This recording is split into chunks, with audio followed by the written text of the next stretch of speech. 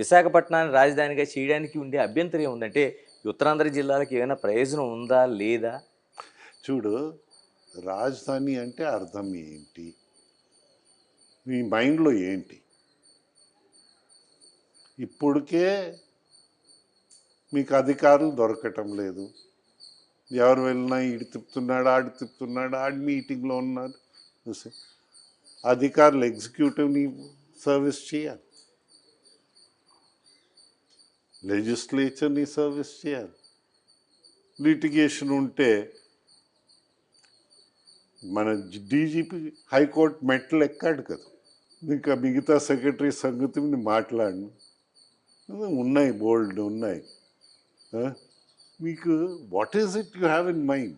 రాజధానిలో 3వ వంతు ఇచ్చి మీ ఆలోచించే విధానం 3 వంతులు చేయండి, పెట్టండి 3 చోట్ల. మీరు ఎలా బాడీ పని చేస్తుందో మీకు తెలుస్తుంది. ఇప్పుడు simple thing, government of India ఉంది, వికేంద్రీకరణం అని 1 వింగ్ ఆఫ్ ద కాన్స్టిట్యూట్ తీసుకుని లక్షద్వీప్లో పెట్టు, 1 వింగ్ అండమాన్స్లో పెట్టు, 1 వింగ్ లేలో పెట్టు. ఎలా పని చేస్తూ చూడు.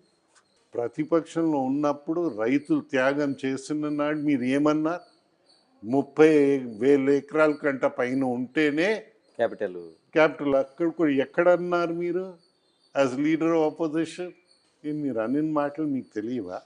సరే, ఇంత లోతుగా పబ్లిక్ ఇప్పుడు ఆలోచిస్తుందా? 2019లో వాళ్ళు గెలిచిన తర్వాత ఈ మార్పు అంతా మీరు గమనిస్తున్నారు, పబ్లిక్లోనే ఇంకా ఉన్నారు మీరు. ఇంత మీరు అనుకున్నదంతా ఆలోచన ప్రజలకు కానీ లేకపోతే ఓటర్లకు కానీ అనిపిస్తుందా?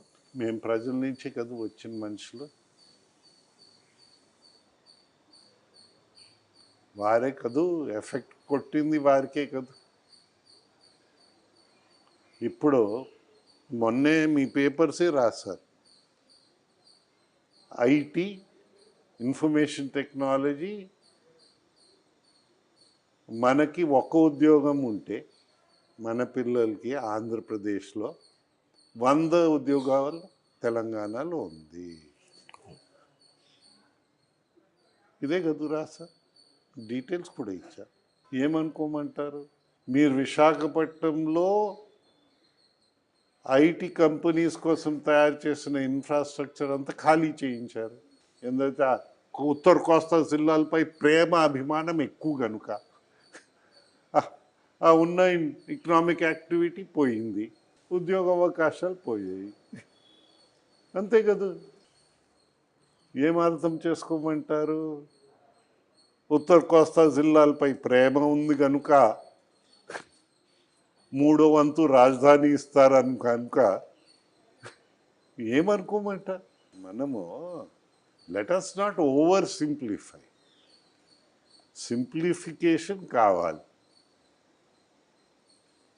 కానీ ఓవర్ సింప్లిఫైయింగ్ వల్ల సమస్య తీరుతుందని నేను అనుకోను. ఇండస్ట్రియలైజేషన్ కావాలి. ఇండస్ట్రీస్ని ఇక్కడి నుంచి పంపించితే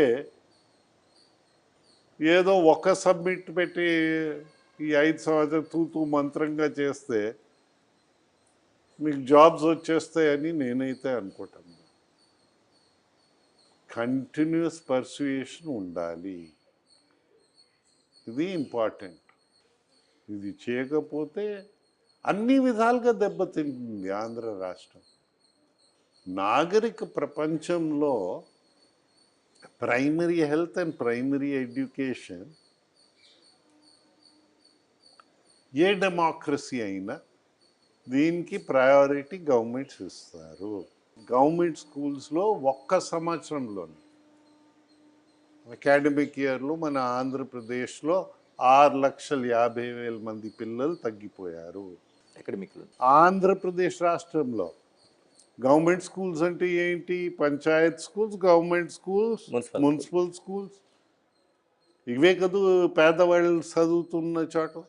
ఏదో విలీనియం అని పేరు పెట్టారు. ఏ మంత్రి గారండి, ముఖ్యమంత్రి పిల్లలు 4-5 కిలోమీటర్లు నడుచుకుని స్కూల్కి వెళ్తున్నారా? మీరు ఎలా చేశారు? ఎంతవరకు వెళ్ళిపోతుంది ఇది? ఇలాగే 5-7 సంవత్సరాలు ఉంటే భారతదేశంలో ఒకటే రాష్ట్రం ఉంటుంది, ఇల్లిటరసీ ఉన్న రాష్ట్రం, నిరక్షరాస్యత ఉన్న రాష్ట్రం అది ఆంధ్రప్రదేశ్ ఒకటే ఉంటుంది. మేము గణనీయమైన అభివృద్ధి చెందామని మేము సిద్ధమని మీరు వెళ్ళిపోతే మీరు సిద్ధం ఉండవచ్చు, జనం కూడా అది ఇలాగే తన్నులు, మేం కాదు తన్నులు తినేది, మా భావితరాలు కూడా తన్నులు తినాలని తెలుగు వాళ్ళు వస్తే అయిపోయి. సరే ఇప్పుడు ఈ పరిస్థితులన్నీ చూస్తుంటే